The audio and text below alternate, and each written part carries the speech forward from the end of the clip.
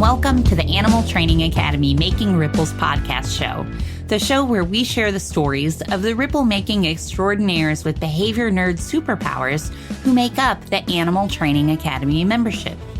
I'm your host and one of the happiness engineers at Animal Training Academy, Shelley Wood from Drop Your Jaws Dog Training in Cape Girardeau, Missouri in the United States. We're absolutely thrilled and grateful to have you here with us today. Make sure you go ahead and hit that subscribe button so that you don't miss a single episode. This show is brought to you on behalf of the Animal Training Academy membership. So if you like the conversations in these episodes, then we want to invite you to continue them with like-minded people in the ATA membership, which you can find out more about at www.atamember.com. Within the membership, you can get access to twice monthly live web classes, the back catalog of previous web class replays, plus a huge library of videos and projects to help you problem solve your training challenges. And we're a sociable bunch with an exclusive private Facebook group and forums area. It's like a Netflix social media platform for animal behavior geeks.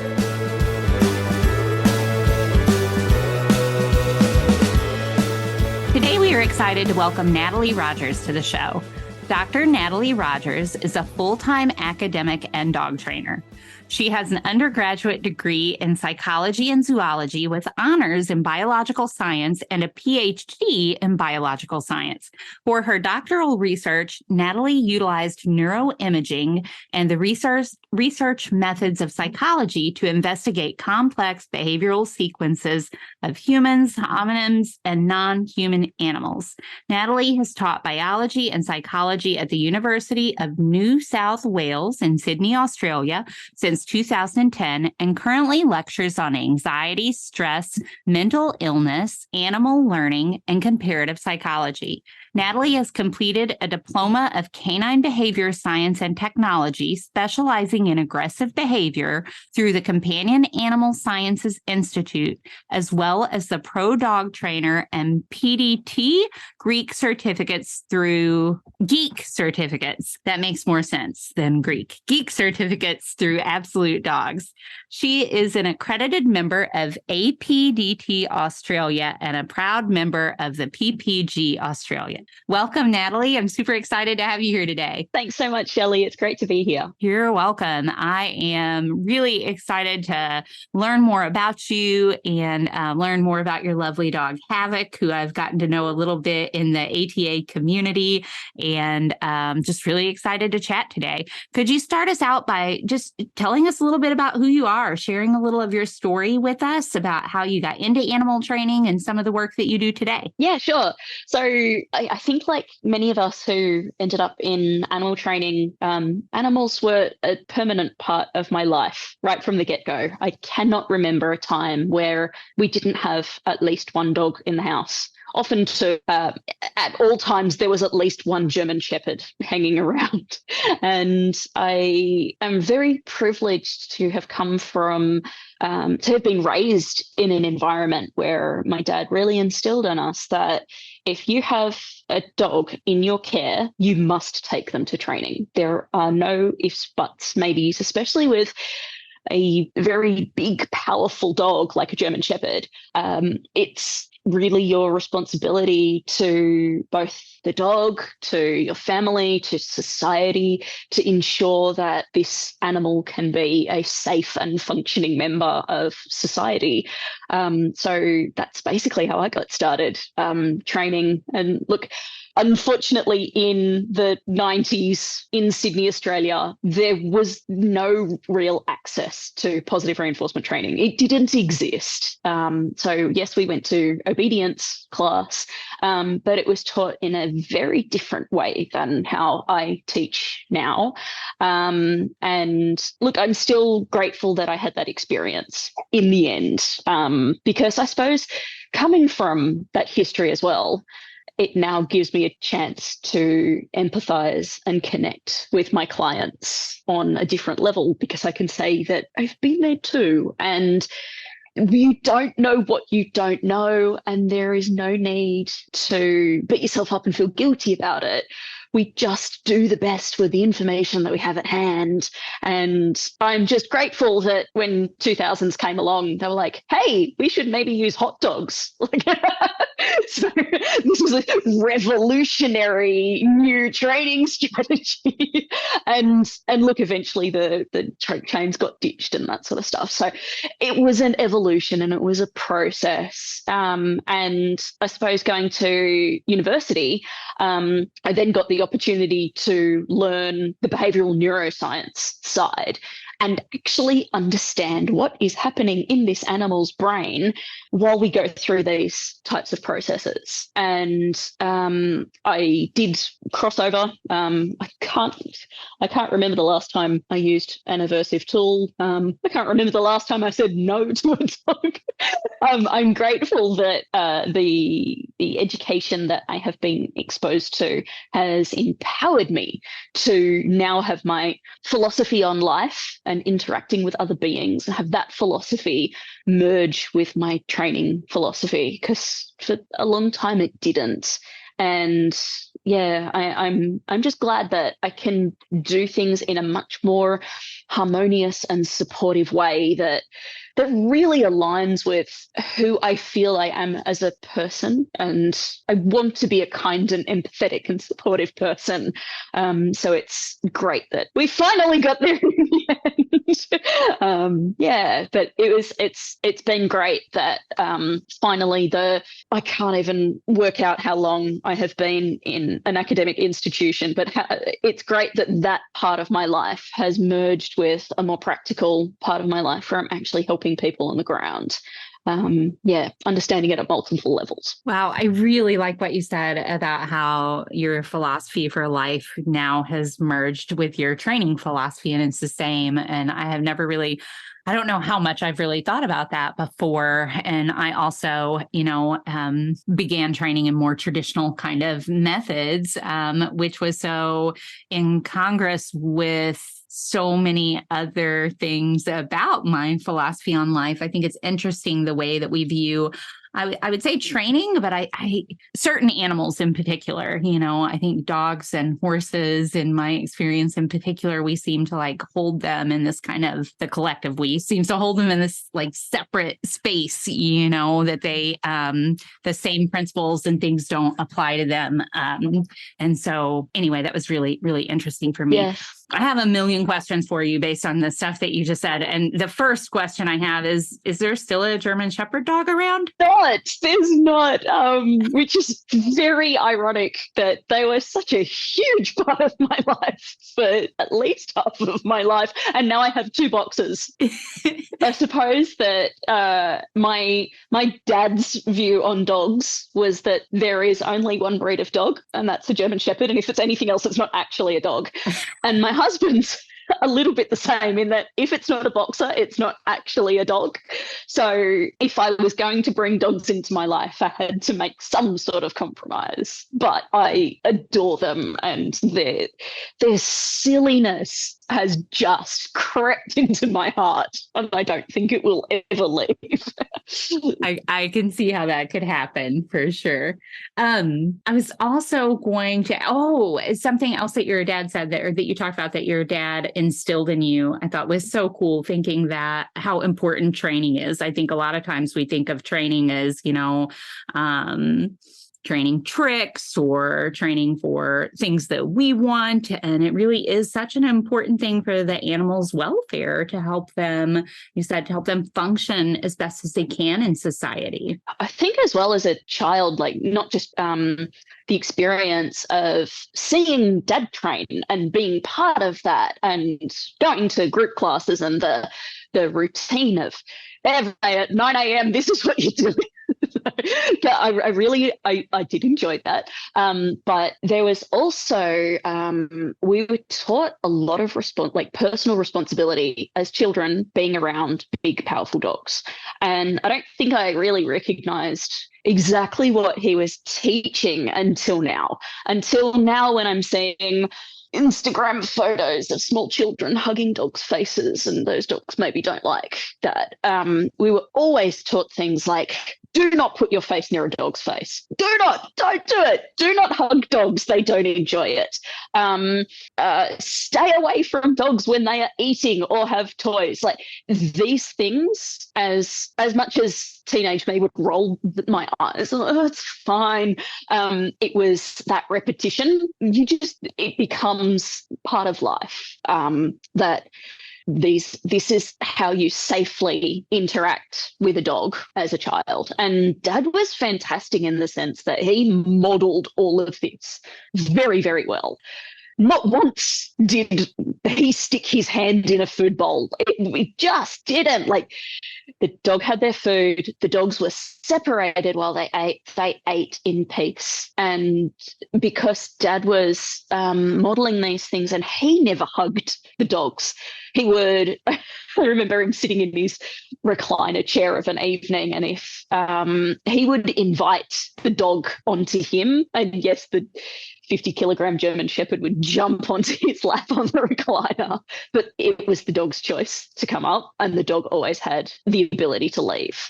Never once was the dog restrained. Dad never wrapped his arms around the dogs. It was just a scratch on the chest, and then the dog left when they were done. And that was with all of our shepherds.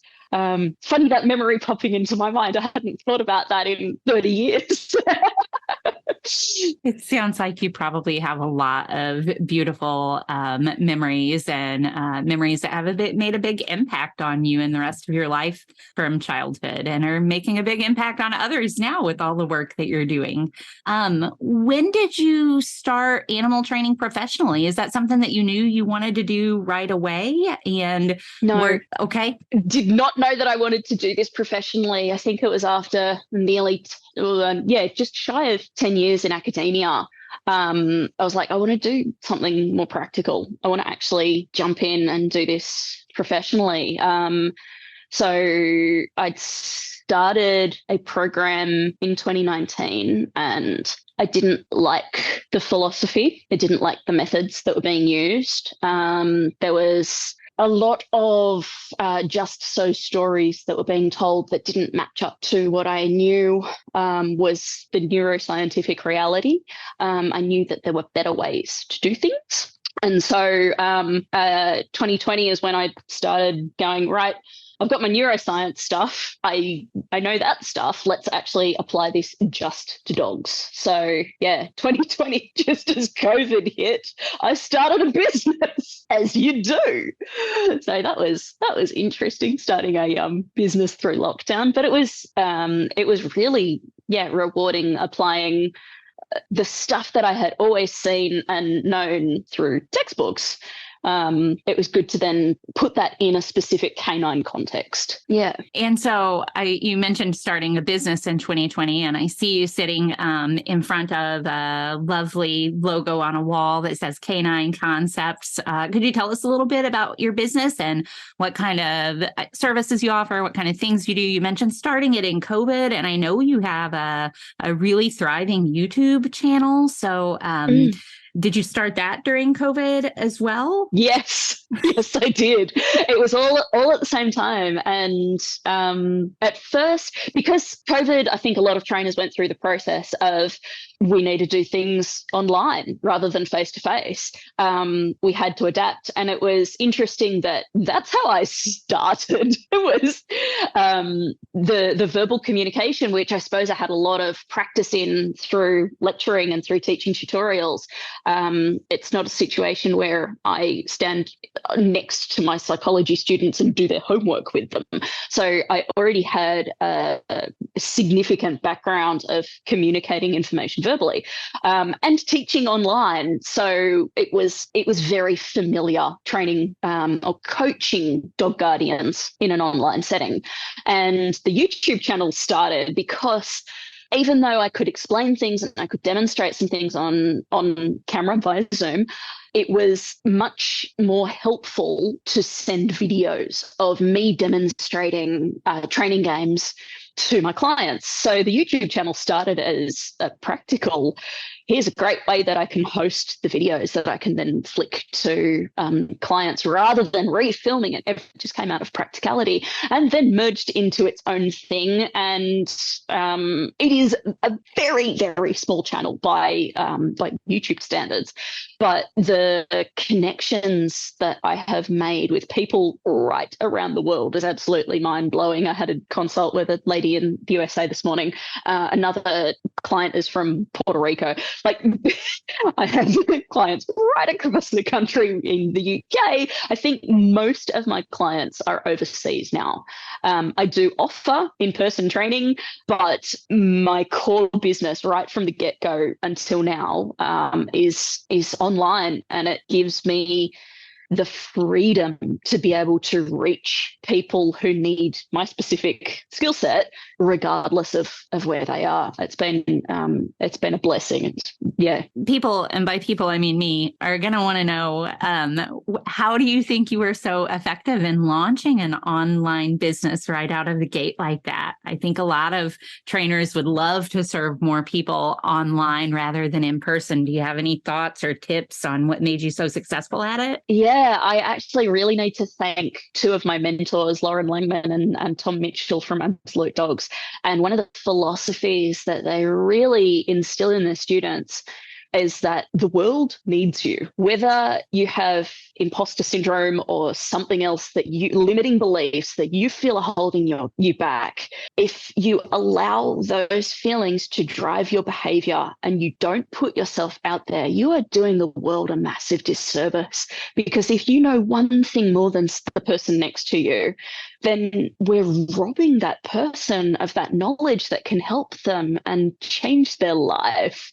So it's the confidence, or at least the reassurance. I don't know if it's true confidence, but the reassurance that by putting yourself out there and by trying and connecting with people and sharing the knowledge, that luxury, that privilege that we have obtained by disseminating that information, we're doing a good thing. And by allowing something like imposter syndrome to stop us doing that, if we allow the fear to drive our behavior, we would be robbing other people of the benefit that we can bring to them. So yeah, big thanks to them.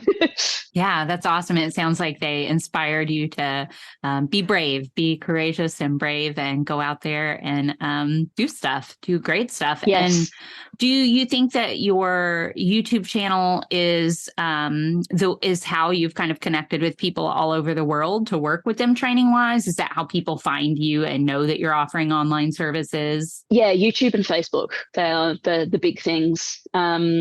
Interesting as well, through friends of colleagues and through the grapevine, things get spread that I train deaf dogs and that I do some cooperative care work, and the little, I suppose, I can't think of a word except speciality. I still feel like I am such a baby in this industry that using the word speciality sounds a little bit arrogant. But let's say my special interests, I get known for those. So that's where through the grapevine, a lot of clients have come to. Lots of word of mouth, virtual word of mouth. That's great. And so your special interest are cooperative care and working with deaf dogs. Is that right? Yes. Yeah. Deaf dogs, because one of my own boys is deaf, and I volunteer for a deaf rescue organisation in Australia. Hear No Evil Deaf Dog Rescue Australia. They are brilliant. They help connect deaf dogs with foster families and then help get adopted. There's a small group of trainers scattered around Australia, and they pair up the foster carers with trainers. I'm seeing someone this afternoon to help out them with their newly adopted deaf dog. But it's been really, really great connecting with a rescue organisation and again, spreading the message of positive reinforcement training, and also helping people see that first and foremost, deaf dogs are dogs. Yes, we changed things up a little bit, but they are beautiful, resilient, amazing beings. They don't need to be pitied. They don't need to be wrapped in cotton wool.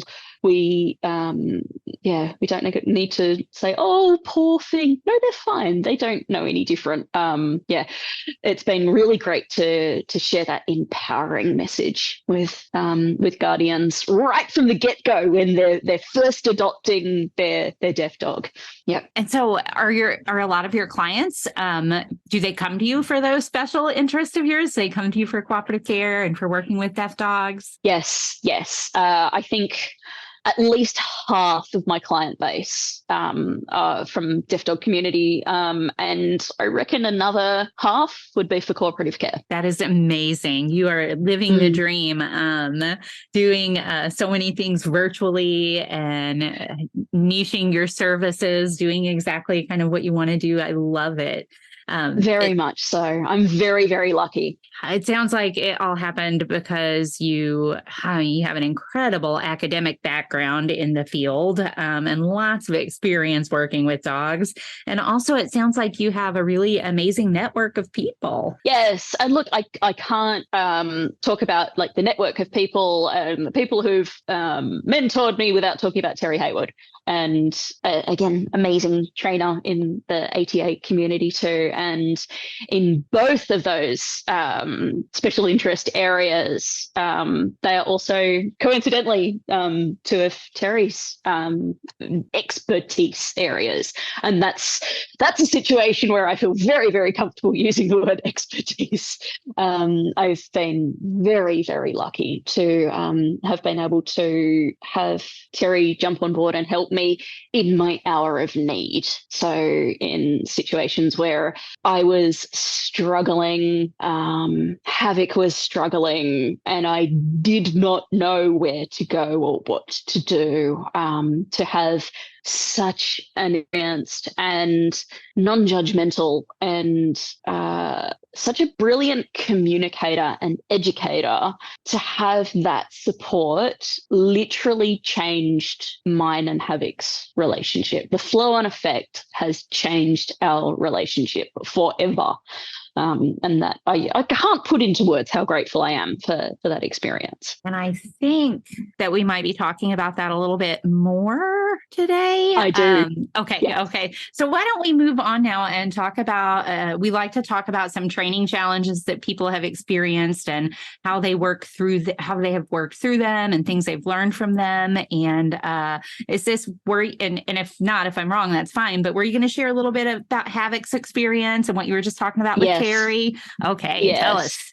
Yes, so this was a whole schmozzle. Havoc was always, even as a puppy, very sensitive to touch, and just straight desensitization didn't seem to do much. In fact, looking back, we were just sensitizing him to having his paws handled, having his general medical interventions. He just became more and more sensitive, and as a less than 10 kilo puppy, that's not so bad. But when he grows up into a 32 kilogram adult boxer, having a dog that is quite sensitive to touch and became more and more and more dissatisfied by touch and by medical interventions, that became a problem, particularly with a white boxer living in Queensland, Australia. So for context, white boxers can tend to have some health challenges. They can be quite prone to allergies. And if you live in a hot, humid environment with a dog who's prone to allergies, then it's challenging. If we're talking about training challenges, it's the perfect storm. And he every Christmas, so Southern Hemisphere Christmas is our summer, and it's hot and it's humid, and with a dog with loose skin, it traps bacteria, and that can get infected. And I noticed that as he went through his adolescence, he was becoming more upset at the vet. So he would get almost frantic. So to an untrained eye, it would be, oh, he's so happy to see the vet, but he was not. I could see that in his case, things like jumping up was an escape behaviour. It was a negatively reinforced behaviour because when he jumped up, that distance between him and the vet. And I could just see that he was not able to relax and settle. And being handled, he even with things like doing everything right, licky mat while the vet's giving them the once over, he wasn't able to relax and focus on what he was eating. He was eating very fast. He was like gulping and biting the licky mat, and would very rapidly freeze and then spin around to look at what the vet was doing. Mouth closed at this stage, so we didn't have air snapping, we didn't have growling, but it wasn't long before we did. I think he broke a claw or something, and we ended up in a situation where he was then growling at the vet. And I was like, okay. And then that healed, and I think I put it off. It was like out of sight, out of mind. Well, the claw is fine, so I don't need to do it. That's future me's problem, as we do. Having an adolescent deaf male boxer who struggled to get enough sleep throughout the day. The hyperactivity became our training focus, and I sort of put it on the back burner that I know he's not comfortable at the vet, but I'll deal with that later because I need to get a dog who's harmonious in my household first. And so we worked on that, but for whatever reason, his dew claws naturally stuck out at a really unusual angle. Just the way he was born. He came from a backyard breeder through the rescue.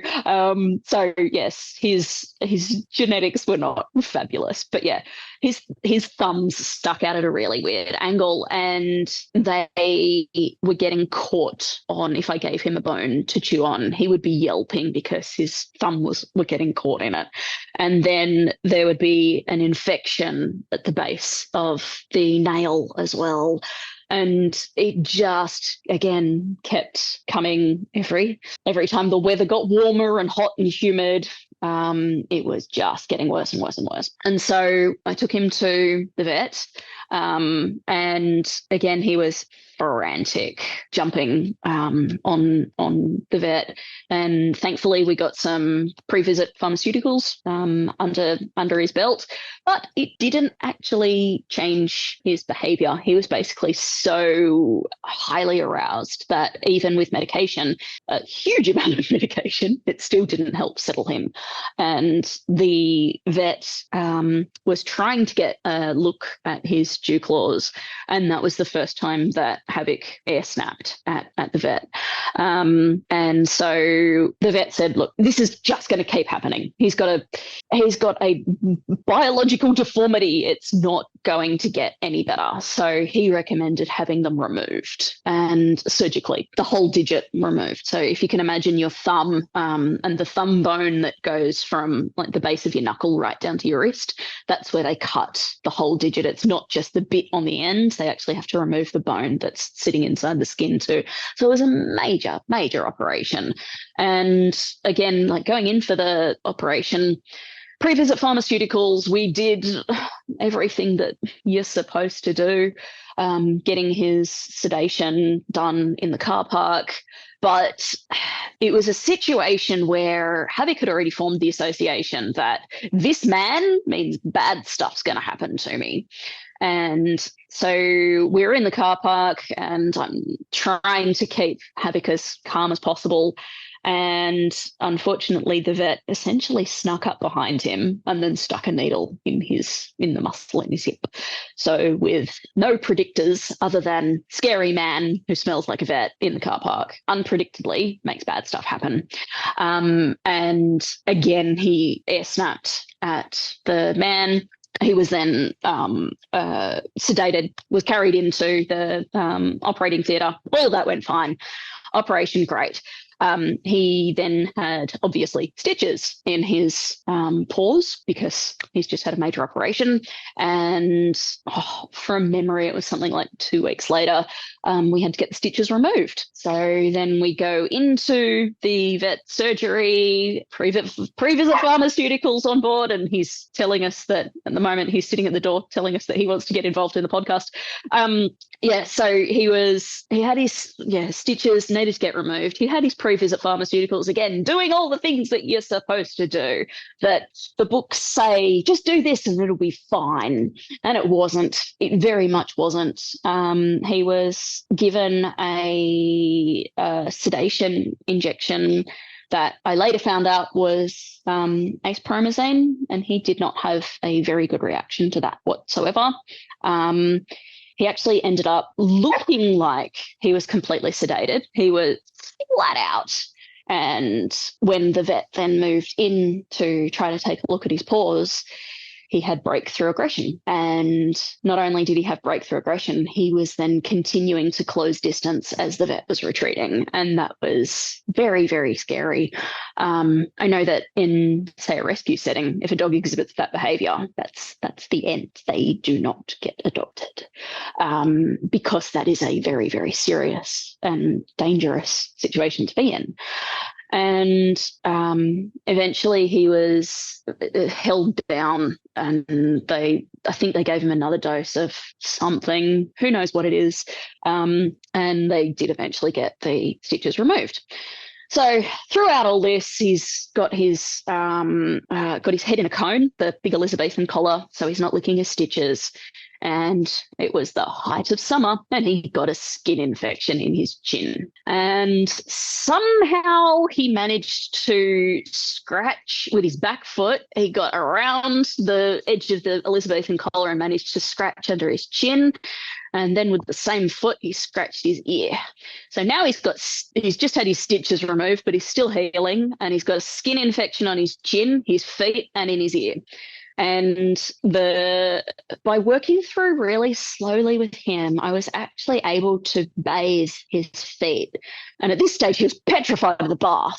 But by, again, taking it really slowly and taking it at his pace and allowing him to retreat when he needed to, we were able to bathe his feet 3 times a day for a week and get that treated. However, when it came to the eardrops, I couldn't get near him. And so back to the vet we went, and it got worse. So on this occasion, it wasn't just the man who smells like the vet in the white coat sneaking up behind me and then I feel pain. This time he had 3 people pinning him to the ground. It was explained to me that, how about we just do it under general anaesthetic? Fine.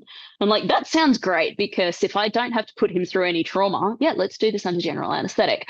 I didn't think through the process of, in order to get general anaesthetic into him, he needs an injection first. And if we're talking about least intrusive, minimally aversive, what's going to be least intrusive, minimally aversive? It's definitely not going to be a needle. It's going to be eardrops. And so he was pinned to the ground by 3 people, and he was given a sedative injection, and I had him muzzled. Thankfully, we'd done at least some muzzle training. So in amongst the trauma, the muzzle was the least traumatic thing that he was experiencing. But he was screaming. I can't describe the sound any other way. He was screaming.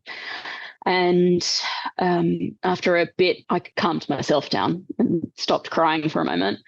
And the vet said, okay, now we give him the general anaesthetic injection. And I was dumbfounded. I was like, you've got to be kidding. Like, you need to do this again?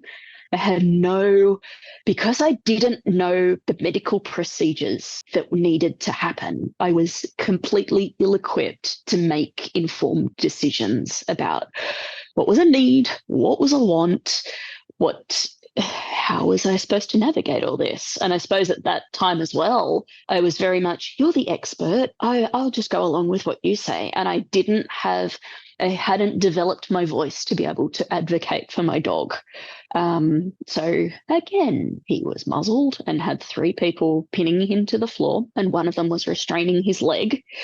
And the vet was trying to get the needle into one of his veins because that's how they needed to do the general anesthetic injection. The sedation clearly did absolutely nothing because he was just as awake and alert as beforehand. If anything, the drug just created disinhibition. So any self-restraint that he may have had without it was gone. And so I saw an increase in his aggression because he was still flailing and screaming, even with 3 people holding him. They tried to get the needle in and missed, and tried to get the needle in and missed. So he ended up with 6 needle stick injuries across 4 of his legs, on top of everything else. And then after 6 needle stick injuries, I said, is it done? He said, no, I couldn't do it. I'm like, oh. He said, oh, look, now that he's restrained, I'll just put the eardrops in. And again, I was like, you've got to be kidding. Like, you've put my dog and me through all of this trauma. You've not explained the procedure so I can give informed consent about what is going to be the best thing for my dog. And after all of that, where he's had, I think it was 7 or 8 needles total, a dog who's terrified of needles and being handled, you've given him 7 needles. And now you said, let's just put the eardrops in. And again, dried my eyes and went home and immediately sent Terry an email saying, help. Because after he'd had the eardrops in, the vet said, and he needs another dose in 7 days. We need to do this again in a week. And I made a silent promise that I will never, ever put him through that again. And I emailed Terry, like, what can I do? Like, I'm not doing that, but I don't know what to do. And I hope she doesn't mind me saying this. She reassured me saying, it may not look perfect, but I can assure you we can do better than that. And with her coaching, we did 6 miniature training sessions every single day until for the week. And look, in the end, I took an extra day because I needed the extra day of training to reassure myself.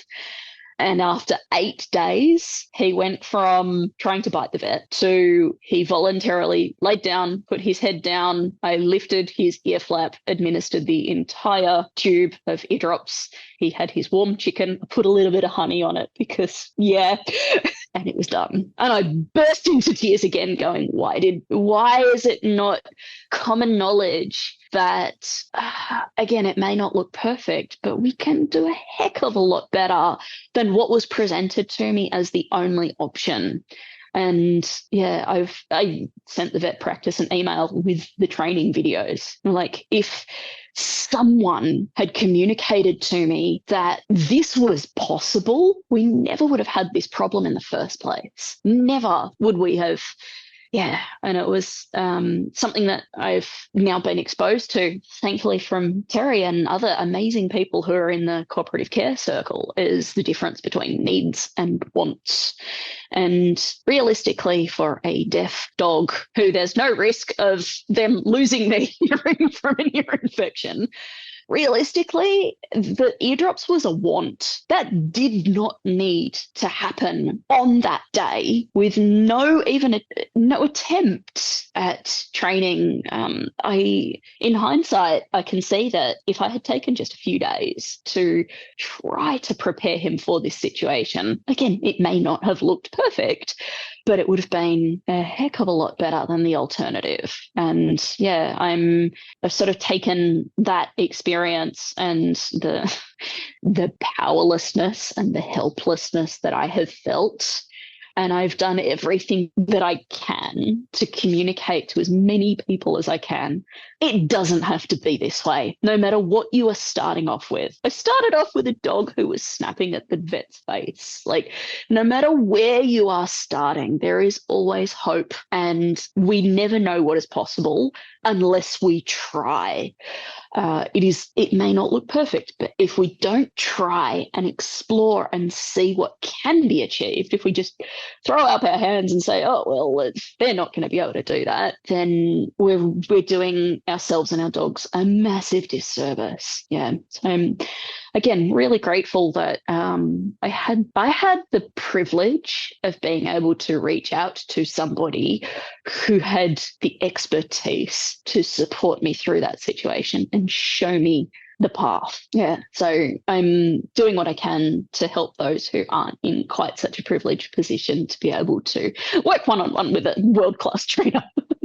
Yeah. So if I can at least get the message out that there is another way, then yeah, job done. I appreciate you sharing that story with us. And I think we talked about courage earlier, talking about your YouTube channel, but I think it takes a lot of courage to share a story like that, to be vulnerable in that kind of way, especially when I would guess, I could be wrong, but I would guess that, like, as a trainer, I know for myself with my own cooperative care issues with my dog, that as a trainer, I feel like I should be. I'm supposed to know this.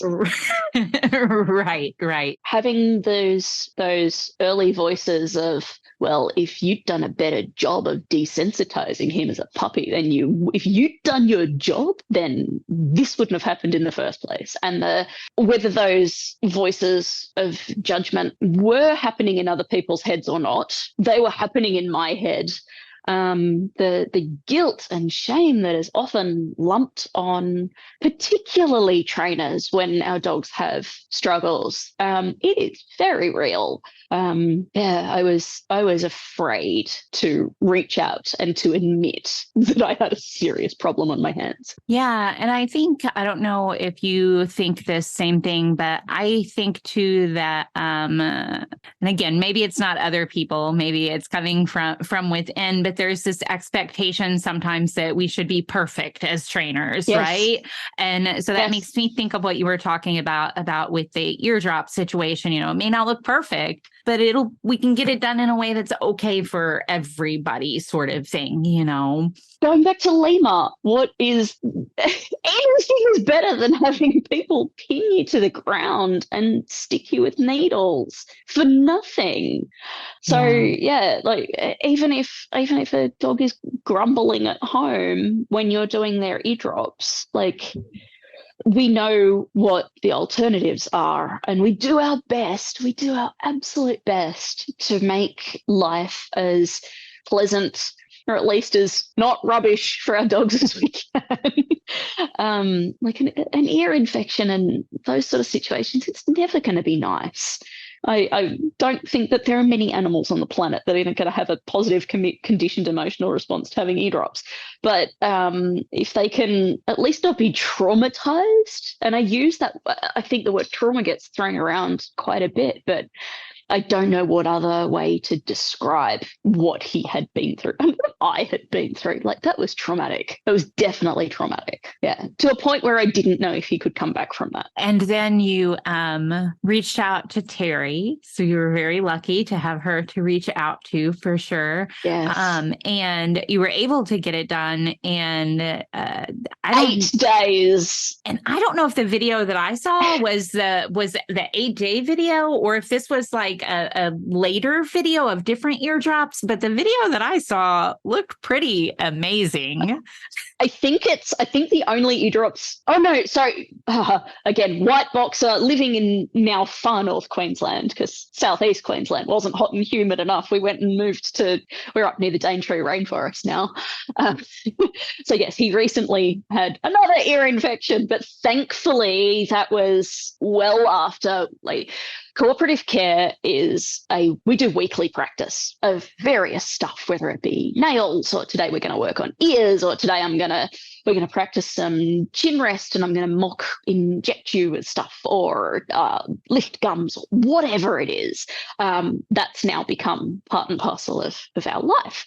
So having learnt my lesson from the past, I never know when these illnesses are going to rear their ugly heads. So I now have the luxury that if they do, I no longer feel afraid. I know that pretty much anything that medically gets thrown our way, we've got it covered.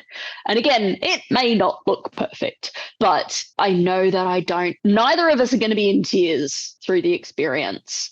And I have at least had practice at being that person at the vet. No, you're not going to do that to my dog. This is the way it's going to go. And setting aside some of the shame and I'm dying inside. The person who I wish I had the courage to be when he needed it, at least I've had enough practice of developing my voice to ensure that he's not going to be traumatized. It's not going to happen. And yeah, I think as well, making that silent promise to him, it was, very profound. It's given me, that's another thing that has given me the courage to say, no, this is not happening. You are not treating my dog this way. We're going to do it this way instead. And it's like, if it's not going to happen this way, then sorry, you're not touching my dog. And I don't care what you think of me. I do not care, because he's more important than your thoughts. Yeah, so there. Yeah, it sounds like you've learned a lot through that lesson. And a lot of what I've learned hearing you share are things. I hear you saying, the importance of advocating for your dog, the importance of knowing what's going to happen at the vet, knowing what has to happen and what could be good enough. Yeah. Those conversations, sorry to interrupt you, the conversations of just, for instance, Havoc last year, yes, had cancer. And there was a situation where he may have needed to have an ultrasound.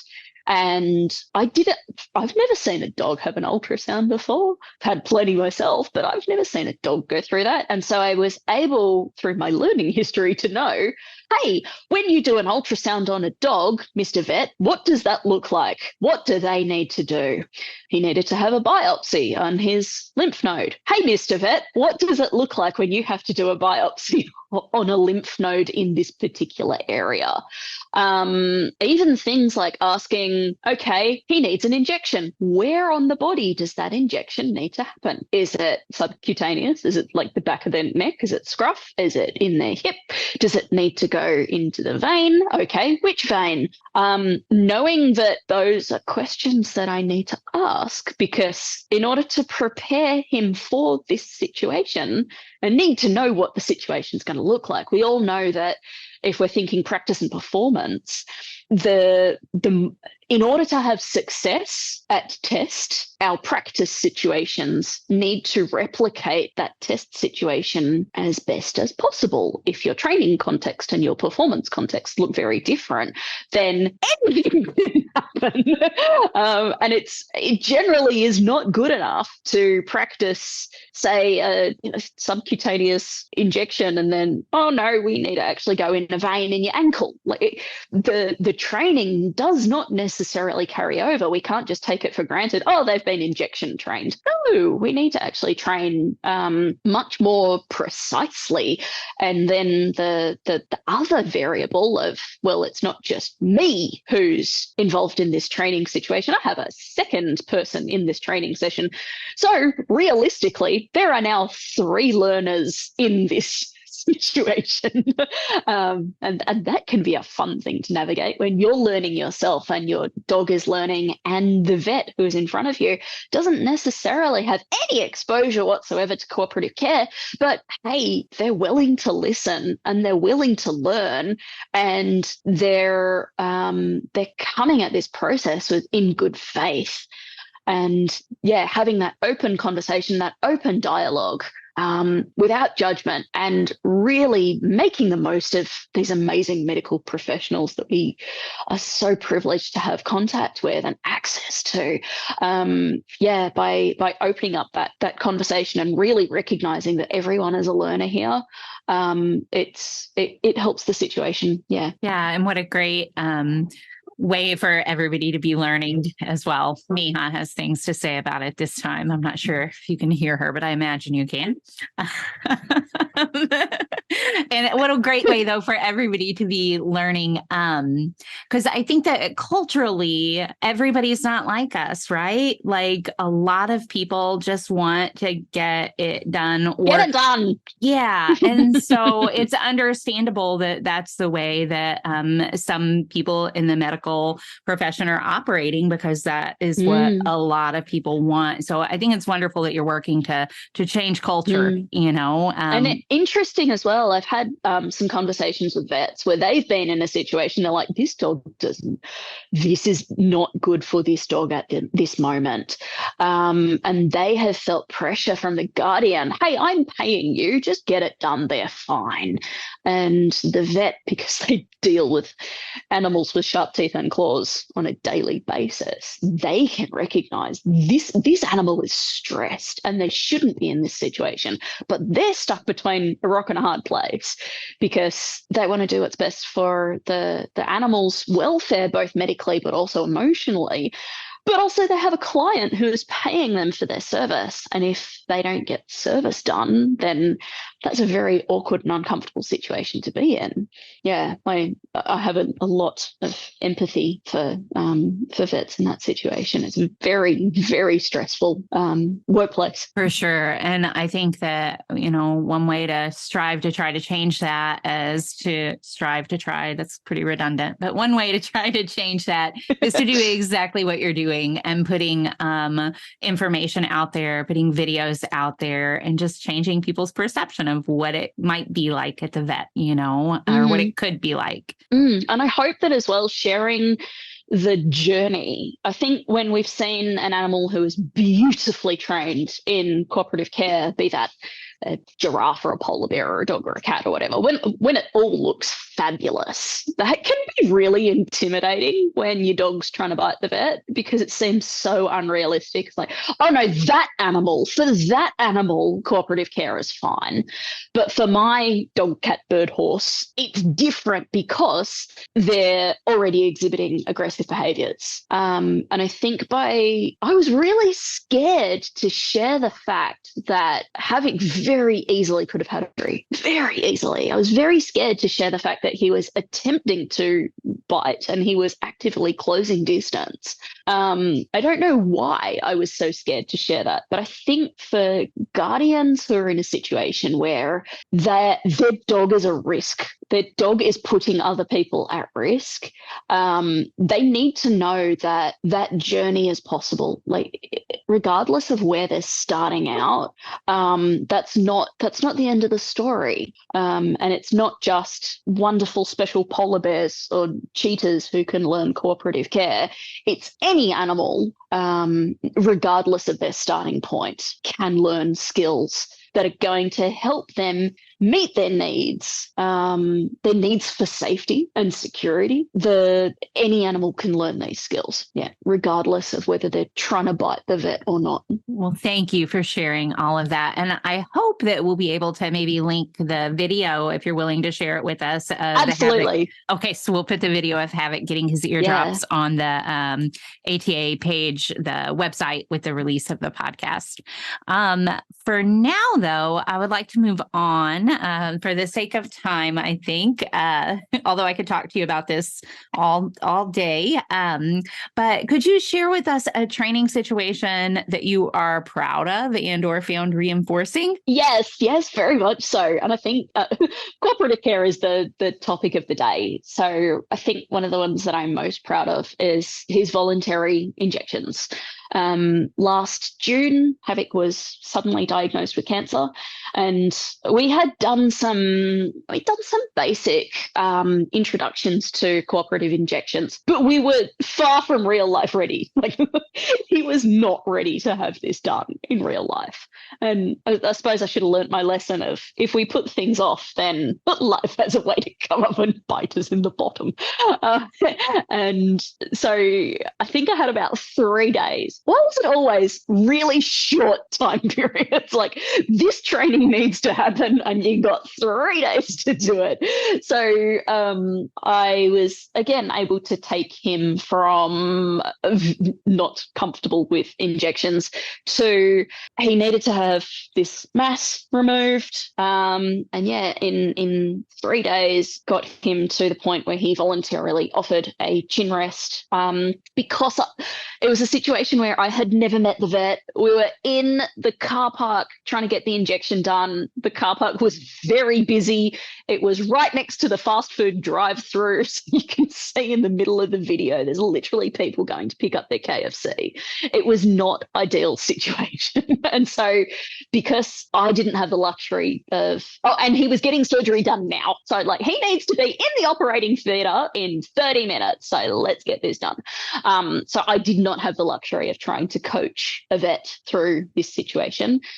He'd never heard of cooperative care, so it was just not practical. So it was, the decision was made for me to do the injection.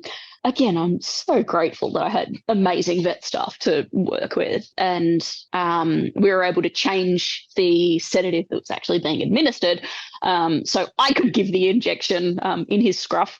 And yeah, he was able to voluntarily opt in to the injection. So he did his chin rest. I did the scruff grab. Needle went in. He flinched. He froze. He slightly pulled away, but it was done. And again, like, I'm so grateful for the context that an expert like Terry, can you tell how fangirly I am? When I showed her the video, she was like, that was amazing. And I'm like, but he pulled away. It doesn't matter. In the grand scheme of things, it doesn't matter. It got done. And what was really cool is that the amount of cooperative care that we had done in all sorts of contexts, when he then had to have a huge cancer operation by a surgical specialist, in that situation, I was not there to give him the injection. That was a situation where it's like, I need to hand over my dog and whatever happens, happens. And I informed them of his history. I said he doesn't have a bite history because he was muzzled and because we were as careful as we could be. But yeah, had we not done that, he probably would have had a bite history. And so I handed over my dog, handed over his muzzle. He had a caution label on his crate, so everyone knew to be careful with this dog. And surgery done. A couple of days later, when he was allowed to leave, they handed him back. And they're like, don't know why that caution label was there, because like, he's fine. He looks like any other dog. And that's, yeah, again, was he really, air quotes, fine, or was he tolerating, or like, did they miss stress signals? Almost certainly, but no one got bitten, and they didn't even pull out his muzzle, because they're like, he was like any other dog. They didn't feel at risk at all. Which is beautiful. And again, I hope that can serve as a bit of inspiration if anyone is like really in the weeds going, I don't know what to do with my dog because they are dangerous and I feel trapped.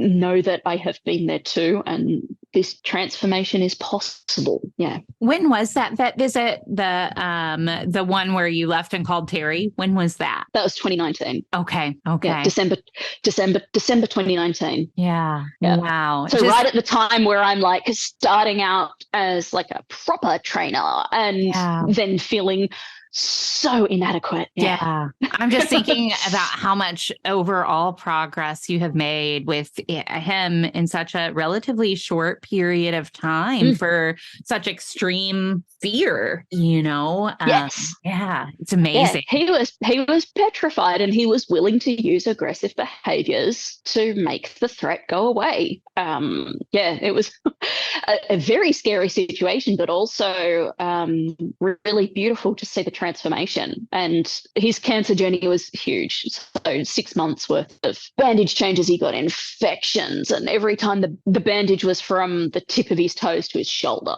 So full leg bandage. The infection was horrific. But he had to be sedated for every single bandage change, because the bandage change itself took, I think it was about 40 minutes, and he couldn't move. He didn't have, our chin rest is pretty darn good, but I don't think he could do a 40-minute chin rest while having a full length bandage change. It wasn't within his skill level. He probably still couldn't do that. But at least I know that if he does ever need to have a huge procedure like that, let's use the drugs. And I know that I can cure him to do a chin rest, and a vet can give him an injection, and everything will be fine. And it's done. And he will nose touch the needle. So he knows that this is about to happen to you. We've done it so many times that the prediction is very accurate now. He knows exactly the procedure that's going to happen, and he will voluntarily opt into it, without worry. And because he's not worried, I'm not worried. Thank you so much for sharing all of that, all of your stories about Havoc and your cooperative care journey with him. And I know you said you hope that maybe some of the work you had done with him would inspire somebody. Well, it definitely has. I'm inspired, and I'm sure that the listeners are inspired as well. So thank you so much. You are so welcome. Thank you for the opportunity. And yes, I hope this isn't oversharing, but I do hope that the letting people know, like, I've been there, and it's not the end of this story. I think it's really important. I think so much of the stuff that we see on the World Wide Web and social media is just the most carefully selected, perfect pieces of things, and I think all feel helpless and just like don't know what to do sometimes, especially with cooperative care. So I appreciate your candor in sharing your whole story with us. So thank you. You're welcome. Where can people find you? If people want to find that YouTube channel, where is it? If somebody wants to reach out to you to work with you, how can they do that sort of thing? Yes, I'm going to actually look up my social media handles to make sure I get this right. So, I know on YouTube, if you search for Canine Concepts, my logo is a black paw made from puzzle pieces. So you'll be able to find that quite easily. Facebook and YouTube, my handle is at K9 Concepts Dog Training. You'll be able to find my logo, the big black paw made from puzzle pieces. So yes, that's how you can find me. You can also find me at my website, K9, again, letter K, numeral 9, concepts.com.au. Come and stalk me. Well, Natalie, again, from myself, on behalf of the ATA, on behalf of everybody listening today, thank you so much for joining me and sharing some of your story with us today. Thank you so much, Shelley. It's been amazing. We do, of course, appreciate all of you tuning in as well. And if you have enjoyed this episode and are interested in carrying on the conversation about working with the animals in our lives in the most positive, most fun, and most choice-rich ways, then as mentioned at the start of this episode, the Animal Training Academy community is waiting for you. Head on over to www.atamember.com and click on the membership button in the main menu to learn more about what members are describing as the Netflix social media platform for behavior geeks. That's it for this episode, though. Thank you so much for listening. You'll hear from us again soon.